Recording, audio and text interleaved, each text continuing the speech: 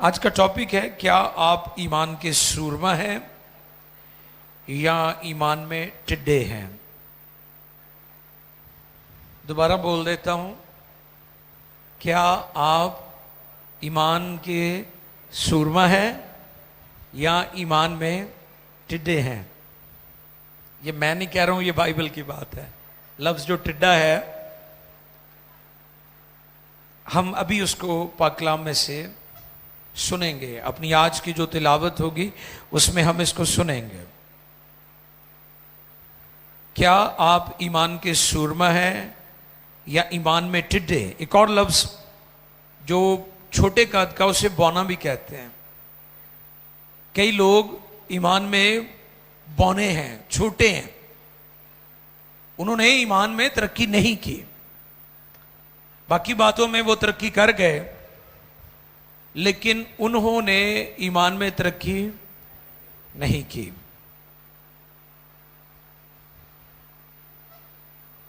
गिनती की किताब में से 13वां बाब है, निकालिए मेरे साथ। गिनती की किताब 13वां बाब, book of numbers in old testament. गिनती की किताब है 13वां बाब, चैप्टर 13, और उसकी आयत नंबर 25 से बाब के आखिर तक हम पढ़ेंगे। हालेलुया। Verse 25 to 33। जी। खुदावंद के जिंदा पाक कलाम में यूं कलमबंद है, और 40 दिन के बाद वो उस मुल्क का हाल दरियाफ्त करके लौटे। वो उस मुल्क का हाल दरियाफ्त करके लौटे, और वो चले और मूसा और हारून और बनी इसराइल की सारी जमात के पास दश्ते फारान के कादिस में आए, और उनको और सारी जमात को सब कैफियत सुनाई और उस मुल्क का फल उनको दिखाया। और मूसा से कहने लगे, जिस मुल्क में तूने हमको भेजा था हम वहां गए, और वाकई दूध और शहद उसमें बहता है, और ये वहां का फल है। लेकिन जो लोग वहां बसे हुए हैं वो जोरावर हैं, और उनके शहर बड़े और फसीलदार हैं। और हमने बनी अनाक को भी वहां देखा। उस मुल्क के जनूबी हिस्सा में तो अमालिकी आबाद हैं, और हित्ती और यबूसी और अमूरी पहाड़ों पर रहते हैं, और समुद्र के साहिल पर और यर्दन के किनारे कनानी बसे हुए हैं। तब कालिब ने मूसा के सामने लोगों को चुप कराया और कहा चलो हम एकदम जाकर उस पर कब्जा करें, क्योंकि हम इस काबिल हैं कि उस पर तसर्रुफ कर लें। लेकिन जो और आदमी उसके साथ गए थे वो कहने लगे कि हम इस लायक नहीं है कि उन लोगों पर हमला करें, क्योंकि वो हमसे ज्यादा जोरावर हैं। इन आदमियों ने बनी इसराइल को उस मुल्क की जिसे वो देखने गए थे पूरी खबर दी, और ये कहा कि वो मुल्क जिसका हाल दरियाफ्त करने को हम उसमें से गुजरे एक ऐसा मुल्क है जो अपने बशिंदों को खा जाता है। और वहां जितने आदमी हमने देखे वो सब बड़े कदावर हैं। और हमने वहां बनी अनाक को भी देखा जो जुबार हैं, जो जब्बार हैं और जुबारों की नस्ल से और जब्बारों की नस्ल से हैं। और हम तो अपनी ही निगाह में ऐसे थे जैसे टिड्डे होते हैं, और ऐसे ही उनकी निगाह में थे। आमीन जी, आमीन। सब कहें आमीन। आखिरी आयत में सुन लिया आपने लफ्ज टिड्डे, सुन लिया जी। समटाइम्स कुछ वर्ड ऐसे हैं जो हमें फील होता है, लेकिन कलाम में जब हम पढ़ते हैं तो फिर हम चीजों को डिटेल के साथ सीख सकते हैं।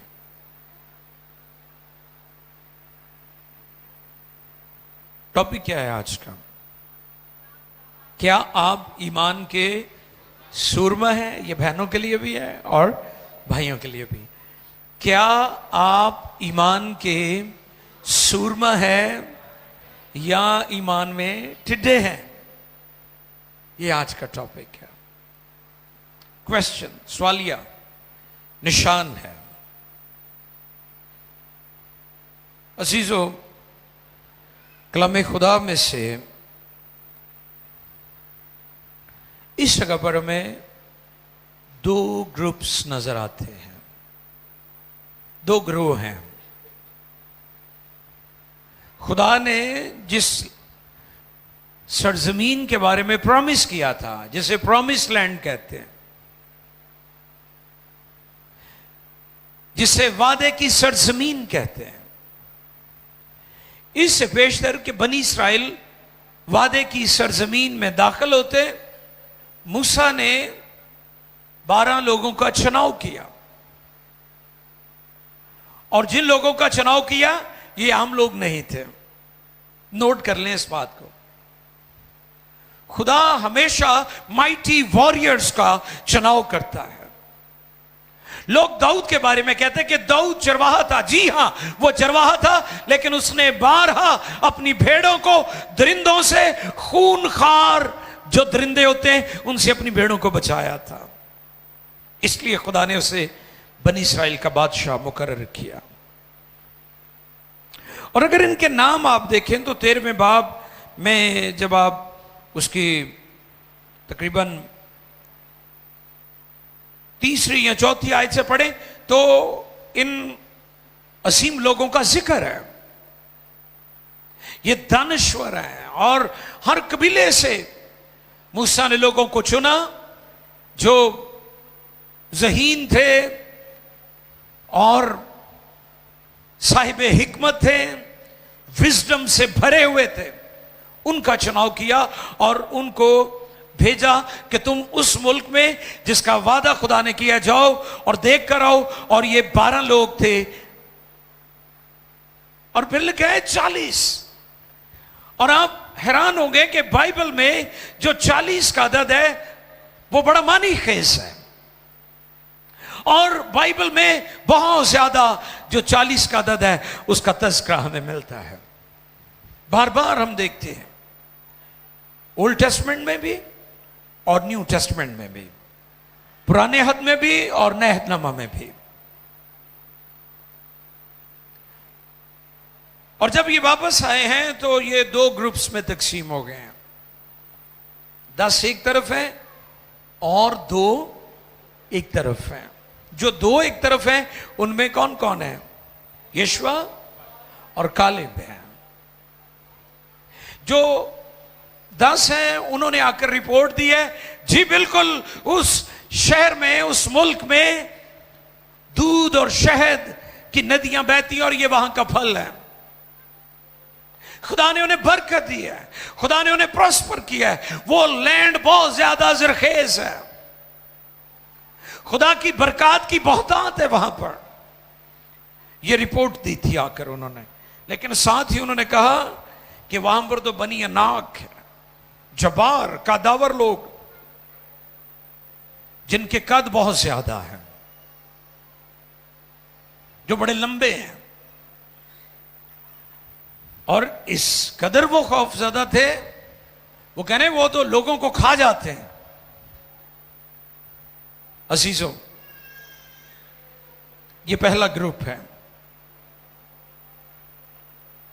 जो ईमान में टिड्डे हैं, जो ईमान में बौने हैं, जो हालात पर नजरें लगाए हुए हैं।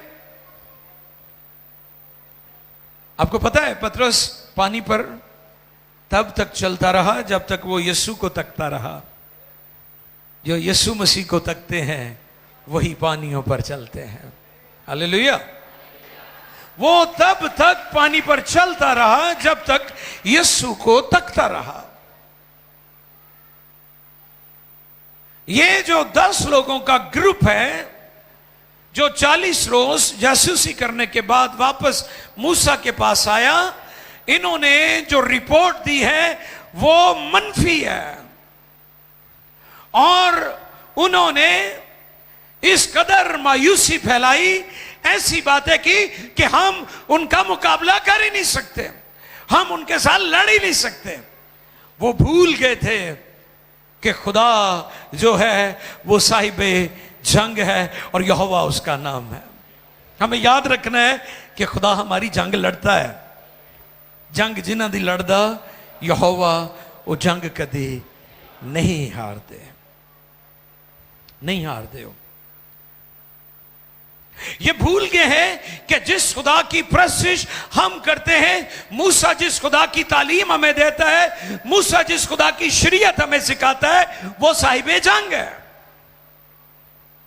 ये भूल गए हैं क्योंकि इन्होंने अपनी नजरें खुदा पर से हटाकर हालात पर लगा दी थी। जब आप हालात में से खुदा को देखेंगे तो आप खुदा को छोटा करने की कोशिश कर रहे हैं, और अगर आप खुदा में से हालात को देखेंगे तो फिर हालात आपको, मुश्किलात आपको छोटी नजर आएंगी। और यही प्रॉब्लम है आज की चर्च की, आज की कलीसिया की। वो किसी भी दुनिया के हिस्से में हो, चर्च ने अपनी नजरें खुदा पर से हटा ली हैं, अपनी नजरें मसाइल पर लगाई हुई हैं, अपनी नजरें जो जब्बार हैं, मुसीबतों के पहाड़ हैं, उन पर लगाई हुई हैं। इसलिए मुसीबतें उनकी जान नहीं छोड़ते। बस ईमान के बानी कामिल करने वाले यीशु को तकते रहो। ये फेल जारी है, ये ऐसा अमल है जो जारी रहता है हमारी जिंदगी में।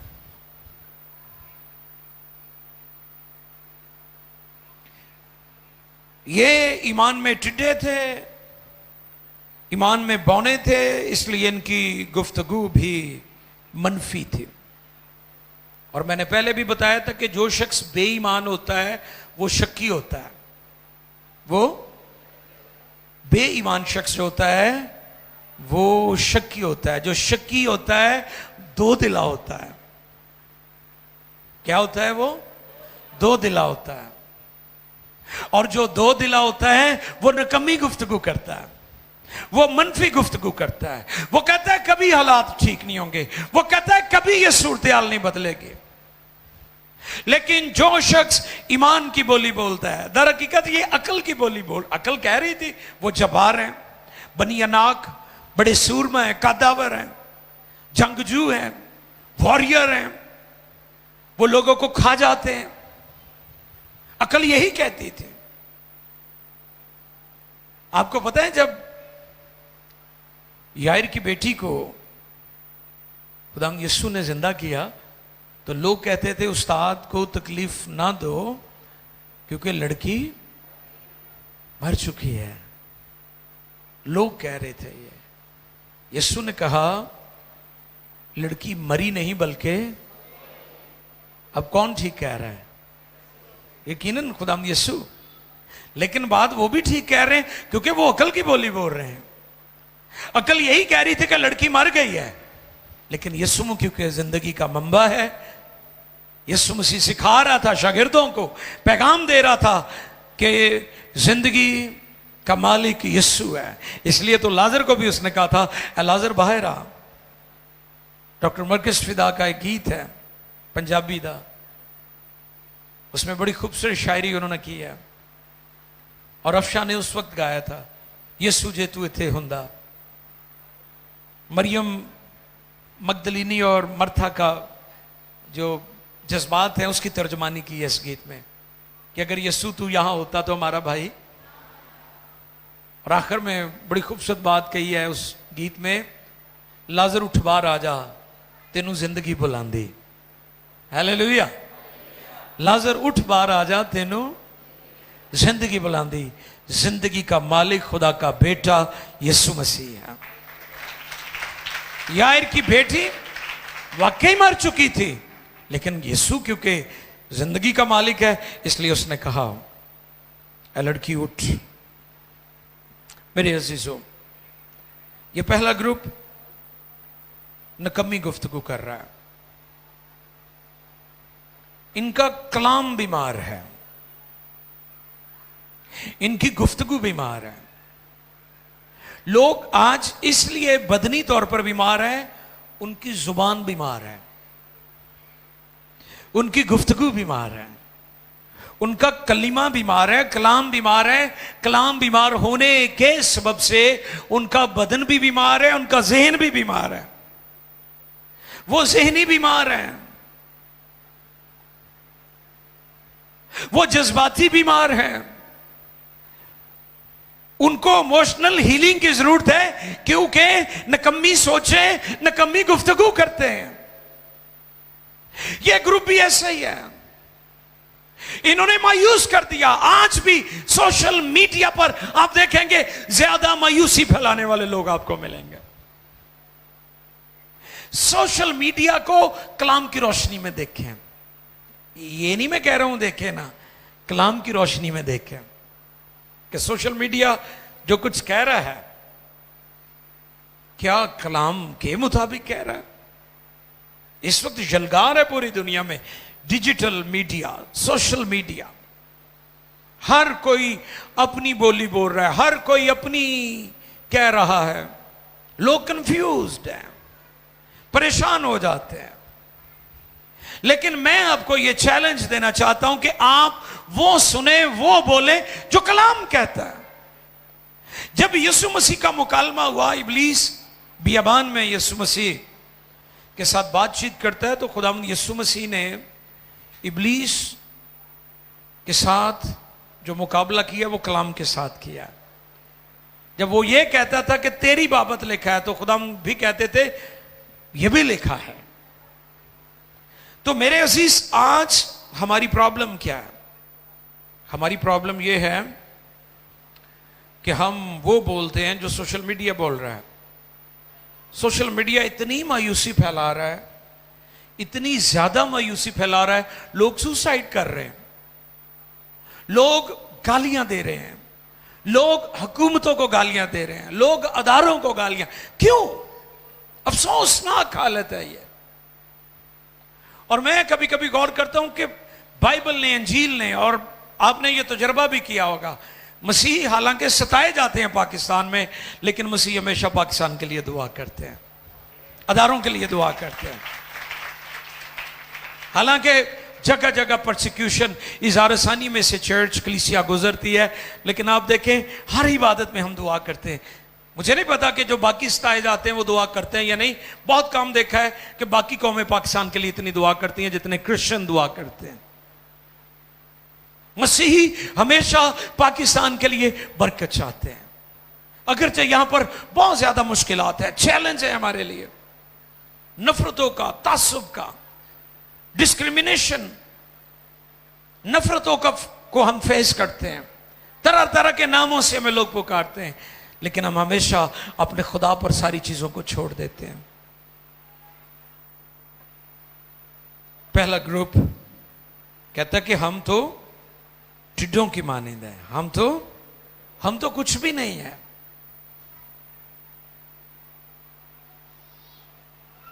ये वो लोग हैं जो ईमान से खाली हैं। कौन से लोग हैं? ईमान से खाली हैं। लेकिन दूसरा ग्रुप जो है वो यशवा और कैलब का है। 30वीं आयत पढ़िए जी भाई रजा, 13वें बाब की 30वीं आयत, 30। आइए देखिए इस आयत में खुदा का कलाम हमें क्या सिखाता है जी। तब कालिब ने मूसा के सामने लोगों को चुप कराया। हाँ, और कहा कि वो निकम्मी बोली बोल रहे थे, उसने उनको चुप कराया कि चुप करो। और कहा कि चलो, हम एकदम जाकर उस पर कब्जा करें, क्योंकि हम इस काबिल हैं कि उस पर तसर्रुफ कर लें। हम इस काबिल हैं, जो मुझे ताकत बख्शता है उसमें मैं सब कुछ कर सकता हूं। ये कलाम की बात है, ये बाइबल की बात है, जो मुझे ताकत बख्शता है। इनकरेजिंग वर्ड है, ये हौसला अफजा बात है। मैं एक दिन बता रहा था कि शेर जंगल का बादशाह क्यों है। हाथी उसे 70 गुना ज्यादा वजनी होता है। हाथी क्यों नहीं बादशाह? हाथी जब शेर को देखता है तो घबरा जाता है कि मेरी हुण खैर नहीं। शेर उसे देखता है कि लो भी अगले पूरे हफ्ते की रोटी लभ गए।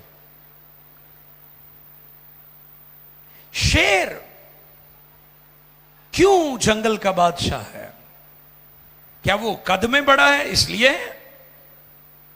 क्या वो वजन में बड़ा है इसलिए? उसका वजन ज्यादा है? जी नहीं। अगर वजन की बात की जाए तो हाथी को जंगल का बादशाह होना चाहिए, क्योंकि उसका कद बहुत बड़ा है, उसका वजन बहुत ज्यादा है। लेकिन शेर जंगल का बादशाह है क्योंकि वो सोचता है कि मैं शेर हूं।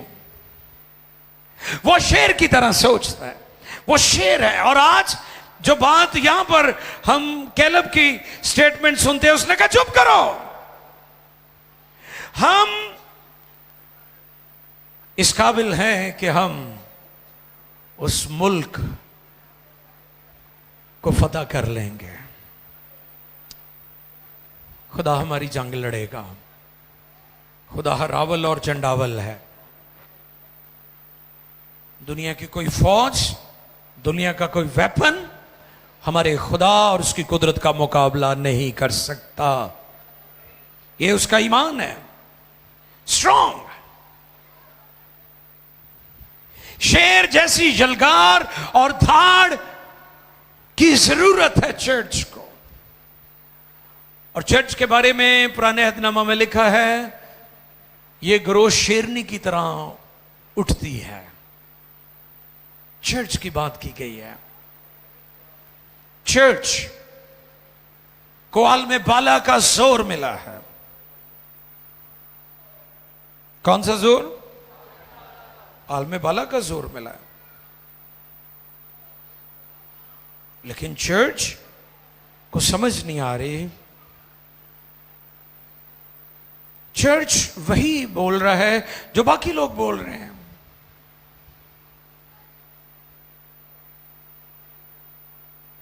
आप हिस्ट्री में देख लें कि जिस भी मुल्क के अंदर रूहानी इनकलाब आया, खुदा का कलाम फैला, वहां पर हमेशा लोगों की तादाद थोड़ी थी। यूसुफ अकेला शख्स था। होवे भावें एक ईमानदार, होने खालस चाहिए है जी। इस ते गौर करो, होवे एक ते होवे खालस, गल फे ही बनती है। प्रॉब्लम क्या है? आज कलीसिया पाक जमात नहीं है, मिली जुली भीड़ है। इसलिए ये बुड़बड़ा रही है और चला रही है, ग्रम्बल कर रही है। बुड़बड़ाने की आवाजें हम सुन रहे हैं। खालिस नहीं है, प्योरिफिकेशन नहीं है, खुदा के साथ जो मोहब्बत है वो दुरुस्त नहीं है। यूसुफ अकेला था और वो मिस्र का हुक्मरान बन गया था। उसने जेल भी काटी थी, उसकी कैरेक्टर असैसिनेशन भी हुई थी, लेकिन वो खालिस ईमानदार था। सदरक, मीशक, अब्दनगो, दानियल। मैंने पिछले दिनों भी बताया था कि खुदा दानियल को शेरों की मान से जाने से रोक सकता था, लेकिन खुदा ने वो नाल ही गया सी ओदे। इसलिए ना कहो कि मुसीबत मुश्किलात नहीं आनियां, ये जरूर कहो कि खुदा मुश्किलात आन, लेकिन तेरा साथ चाहिए है सानू, क्योंकि जब वो हमारे साथ है तो फिर कौन हमारा मुखालिफ है। आमीन। आपको पता है कि आग में जब डाले गए हैं सदरक मीशक अब्दनुजू, तो वहां पर चौथा शख्स देखा गया है जी, और वो यीशु था, खुदा का कलाम।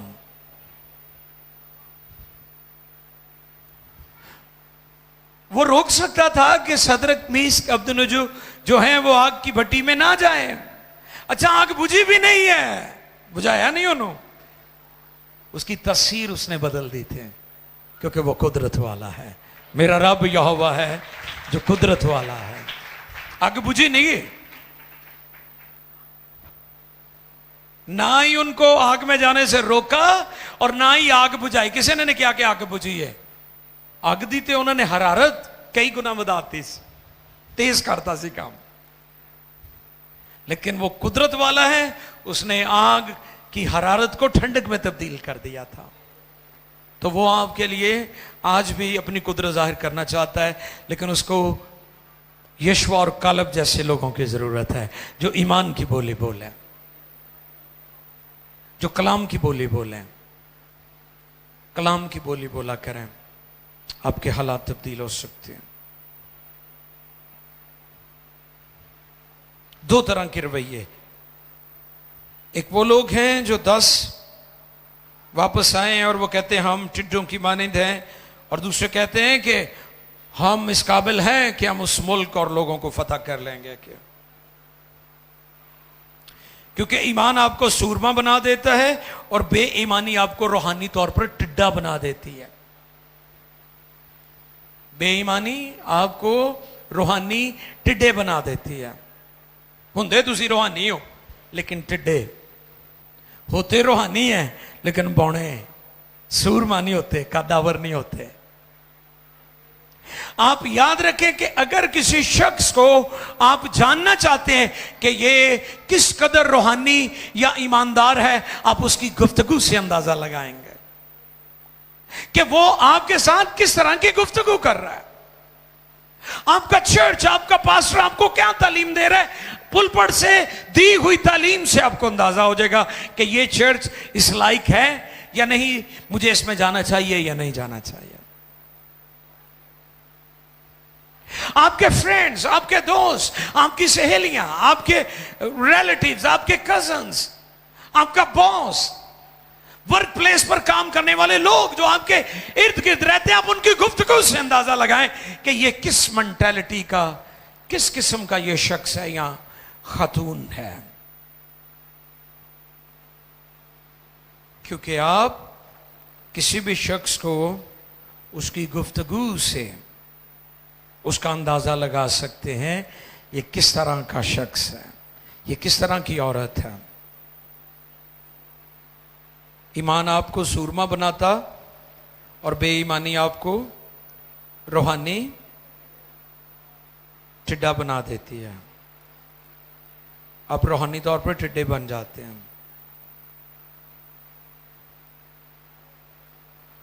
पाकिस्तान की कलीसिया, जैसे मैंने कहा, आए रोज कलीसिया सताई जाती है, आए रोज वाकयात और हादसात होते हैं। खुदा कलीसिया को भूला नहीं है। साउल जब सताता था, आपको पता ही है, फिर बाद में वो पालूस बन गया। जब उसका इनकाउंटर हुआ दमिश्क की राह पर, यीशु से उसकी मुलाकात हुई और खुदा का जलाल चमका और वो ऊंधे मुंह गिरा, घोड़े से गिर गया। उसने पूछा तू कौन है? उसने कहा मैं यीशु हूं, वही यीशु जिसे तू सताता है। उसने कहा मैंने तो तुझे नहीं सताया। उसने कहा तू मेरी कलीसिया को सताता है। मैं आपके सामने ये बात रखना चाहता हूं कि खुदावन कलीसिया को भूला नहीं है अगर कलीसिया सताई जा रही है। खुदावन को याद है कलीसिया दुखों में से गुजर रही है और उसने आपको छोड़ा नहीं है। आप तूफानों में, आंधियों में से गुजर रहे हैं, उसने आपको छोड़ा नहीं है। ईमान आपको सूरमा बनाता है और बेईमानी आपको रूहानी तौर पर टिड्डा या रूहानी बौना बना देती है। आप क्या बनना चाहते हैं? क्या बनना चाहते हैं? रूहानी सूरमा बनना चाहते हैं, प्रेयर वॉरियर बनना चाहते हैं, मैन ऑफ फेथ बनना चाहते हैं, man of word, man of burden, man of pray. आप मर्द ईमान बने, मर्द दुआ बने और बोझ के साथ खुदा का काम करें और ईमान की बोली बोलें। आपकी गुफ्तगू, आपके अल्फाज, आपके कलमात सेहतमंद हो गए तो आपका बदन भी सेहतमंद हो जाएगा। आए अपनी आंखें बंद करें और झुकें और गौर करें इस पैगाम पर, इन बातों पर। कौन सी बातें आपके लिए हैं? कौन सा फिक्र आपके लिए था? Hallelujah, hallelujah.